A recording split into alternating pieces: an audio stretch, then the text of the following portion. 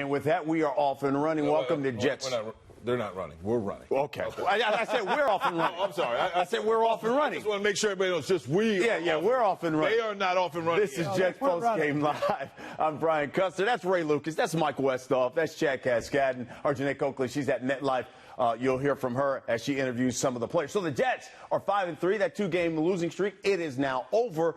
Let's talk about this game. Let's start with the defense, because it seemed like it was the defense played a pivotal role in this. Hey, they had some issues covering. Now, I mean, Jacksonville rolled up about 436 in total offense. Blake Bortles, and Cromartie had some issues on the outside. He ended up leaving there with a thigh or whatever that was for him.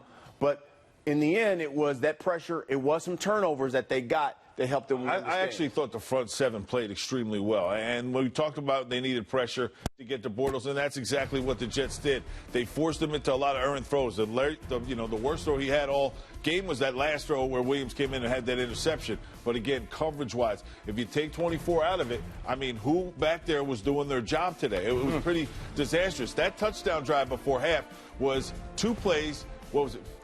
20-something seconds. It was 2 plays, 50 yards, 12 seconds. 12 seconds before the half. I mean, granted, the other flip side of that is that the offense didn't do what they were supposed to do, and a little coaching problem for me there towards the end of the half. But again, Cromartie is having a tough stretch. If you're not healthy, then step back and get healthy, because the Jets cannot keep giving up big plays like Cromartie's giving up. They win in a game they don't have Pryor.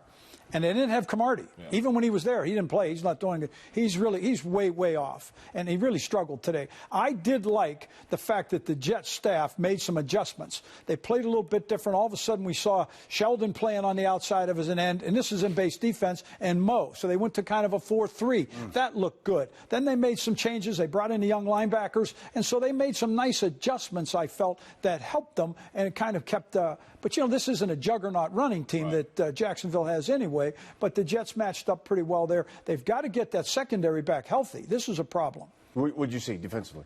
Well, like Coach said, they brought a different front, right? Almost like a 4-3 front. And then what they did was they brought those outside speed backers off the edge, which they got some pressure. They also took the bubble linebacker and a safety, and they fake like they're blitzing. And wherever the running back went to protect, the other guy went, and the other guy dropped off. So it presented a blocking issue.